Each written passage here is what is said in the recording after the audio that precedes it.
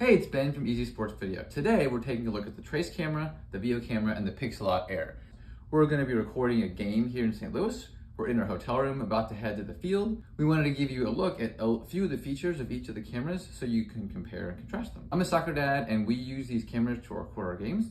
So we're just going to record the same game with each camera and then look at the footage and see what we think. Here we are with the three cameras. Let's do a comparison of some of the features. To put all three cameras on top of each other and record like this, we call it a camera sandwich. Not really. I wanted to show you the lenses so you can see here the Pixellot has two, a left and a right. The Trace has three, a left and a right and one in the middle, and the VO has a left and a right. Now I'm going to spin them sideways to show you the profile so we can take a look at how it handles the rain. So here you can see the Pixellot has a bit of a lip to try and keep the rain off of your lenses. The Trace, as the lens is indented, has a bit of overhang to help keep the rain off. The VO has also a little bit of an indentation on each side. They've also added with the latest version this extra cover here to help keep the rain off the actual lens itself.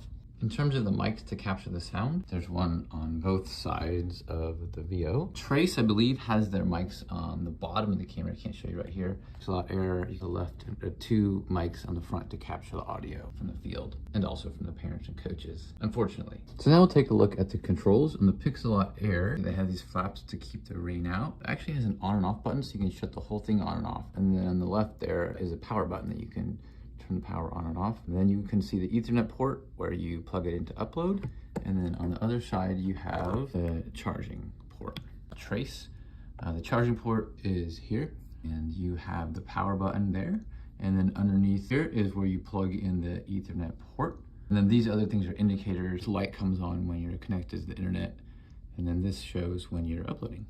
This lights up when you're charging. The VO has a power button and then it has one port for both charging and for uploading. And then it has some indicators in terms of network connectivity and also power. The one difference is for the Trace and for the Pixellot, you plug your Ethernet cord right into here or right into underneath here. You can't obviously plug this into the VO. So the VO, you can upload wirelessly, or if you want to do it wired, what you do is you have one of these devices where you plug the USB-C in here and you plug the Ethernet in there. Let's take a look at charging. Here we have these two units plugged in. This is the one for the Trace, and also you can use it for Pixellot Air. This USB-C is what you plug into the VO to charge it up. And then I've discovered you can actually use the same one on both Trace and also on the Pixellot Air. When you're trying to upload from your hotel room, you can't plug this into the VO, but like I mentioned, it has wireless. So you can actually connect to the wireless network and upload this way.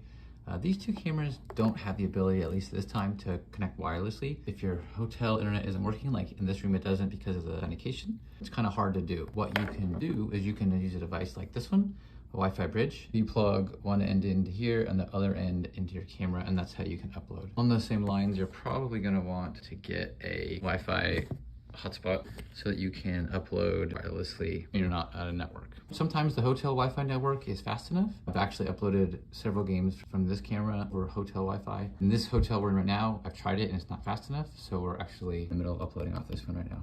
A quick look at the cases. This has a zipper case, some padding here for protection. You put the camera in here. It has a place for your power cord and your Ethernet cable. It's a pretty good case. The only thing I like about it really is the zipper. It tends to get stuck when you open and close it over and over. You can kind of see here on the side where it gets stuck. For the VO, there's a hardware case. So the camera goes in here. It has the, the padding up here. You put the power cord and the quick release plate in there. This is actually not the one that comes with it. I think the one that comes with it is a zipper case similar to this one, except smaller because it doesn't adjust the camera itself. But this is the one that I would get because it's more protective of the camera. The one thing I like about this one is it has the clasps.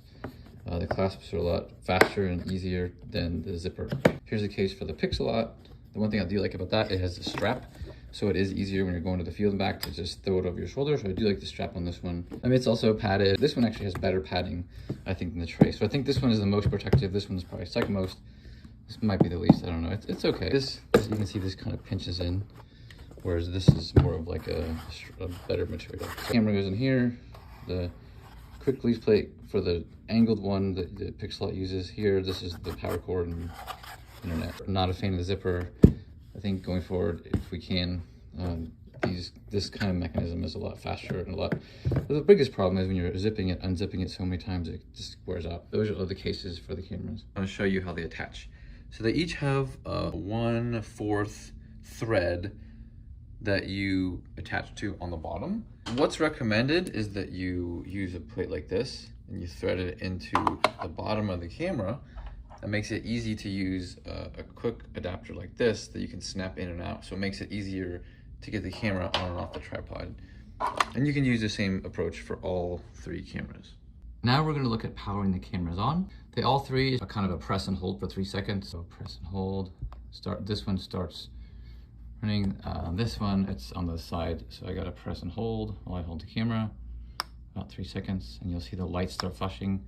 And then this one is already turned on, and so I gotta put up this rain flap and then press and hold for about 3 seconds if I can get my finger on it.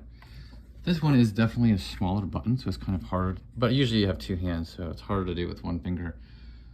Press and hold for 3 seconds. So here they are, they're starting up. So the top one, you can see that's kind of like a status light. It keeps doing that pattern until it's ready. Similarly with the trace is still starting up, flashing lights being this beginning, initializing. The lights for this one are actually on the front. Actually, I found the Pixellot starts up the fastest. It's not green yet, it's still yellow, so it's not quite started up yet, so it's still booting up. The video is done first, but obviously I started it first as well. Trace is still starting. I bet the Pixellot is done.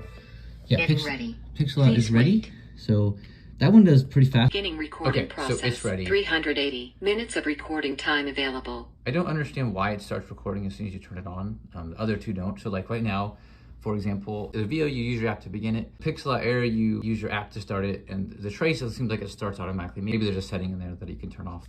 Anyway, that's the boot up process for those 3 cameras. So here's an example of what the app looks like now that it's started. You actually see 3 cameras. When you open the video app, you connect to it, it pulls up the app and start recording to begin. So it's pretty quick. If you want to see what the camera sees, you tap enable preview, and then it prompts you to join, and then you wait while it initializes the cameras, and now you can see. You can hit start recording. Starting to record. Please raise tripod and position it goes camera. like this, and then when you're done, you hit stop. You can give it a name, camera test, and then I'll say okay, and that's it. Let's take a look at the Pixellot. You say okay, okay, okay, and I already have that typed in, so I connect. You can scan the QR code if you don't have it typed in. It's connecting. These are some of the ones I've recorded, and then when you're ready to record, you tap this button here. This one's full, 0 hours, 0 minutes, so I need to clear up some space. So if I hit record, it's going to tell me I can't record. But if I had space, I would be able to record. Let's go to the trace. Last one. So here's some ones I've recorded with the trace. To record, what you do is you say, trace a new game. And then you say, this is your team that you have. There's a list of teams that you can pick from. I have a lot of them loaded. I would just say test, the day, and the start time, and then how long the halves are. And then you say trace. There's a series of steps you go through, so like you have to check next. I wish there was a way to skip all this, honestly. I don't have the tracers. I actually can't show you because I don't have the trace case handy. Actually, you can't type it manually. Say, players have tracers. Next. That one. That one. There's a lot of stuff. That one. And then you scan your case. Oh, there you go. Are they flashing? Yes. There, next. Get ready. So see, there's a lot of steps. I wish it was a lot faster here. So now it's going to give me the preview, the trace. So it actually started 3 minutes ago. And then you say finish. So it started, and then when you're done, you say stop, and then you put the score. In this case, I'll just say 0, next. And then you can pick the colors. And then it tells you to turn it off, and press and hold. Shutting down recording and powering off may take a minute. 380 minutes of recording time available. The tracers. And then it stopped. And that's the trace. So that's how you start and stop all 3 of the cameras. You can follow our series on the soccer camera comparisons on easysportsvideo.com.